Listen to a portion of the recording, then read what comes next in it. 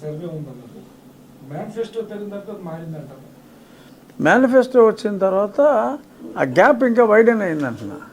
వైఎస్ఆర్కి టీడీపీకి ఉన్న గ్యాపు ఇప్పుడు 2000 అయినా నెగ్గినట్టే, 10,000 అయినా నెగ్గినట్టే, ఒకటి తేడా ఉన్నా నెగ్గినట్టే.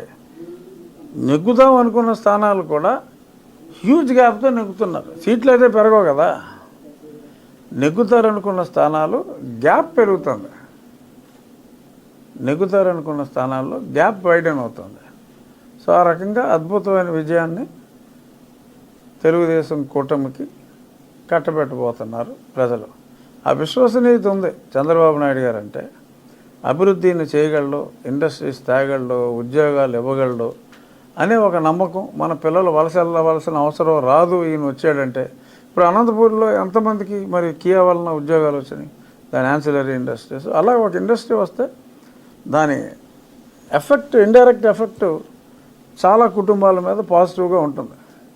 సో అటువంటి నమ్మకం చంద్రబాబు నాయుడు గారు గతంలో క్రియేట్ చేశారు కాబట్టి ఇతను అంతకంటే గొప్పగా చేస్తానని మోసపోయారు. ఒక్కసారి